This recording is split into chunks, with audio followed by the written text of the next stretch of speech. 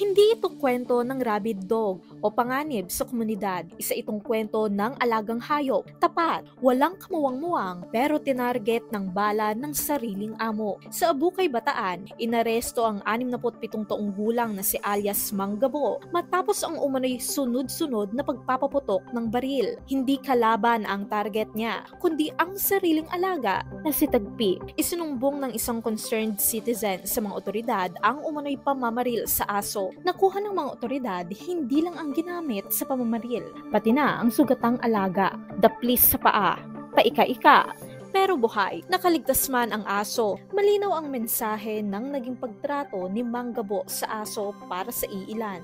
Ang hayop ay hindi itinuturing na buhay na may halaga, kundi abala na pwedeng patumbahin. Eksklusibong nakapanayam ng News 5 ang suspect. Depensa ni Manggabo.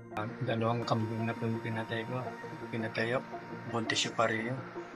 Yung 1 taon na tsaka 2 taon nito.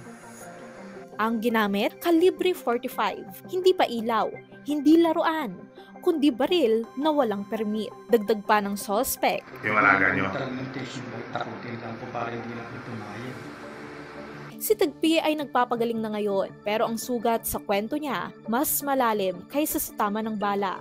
Nahaharap ang suspect sa kasong paglabag sa Animal Welfare Act o Republic Act 10631 at illegal possession of firearms and ammunitions. Araw-araw, tinatayang 40 kaso ng animal cruelty ang naiitala ng Philippine Animal Welfare Society o PAWS. Karamihan, hindi na isasampa. Ang iba, hindi na nga nabibigyang pansin. Sa Senado, isinusulong ang Senate Bill No. 2458, ang panukalang magtatag ng Animal Welfare Bureau. Layunin nitong palakasin ang proteksyon sa mga hayop hindi lang para sa mga alaga, kundi para sa isang prinsipyo na bawat buhay mahalaga.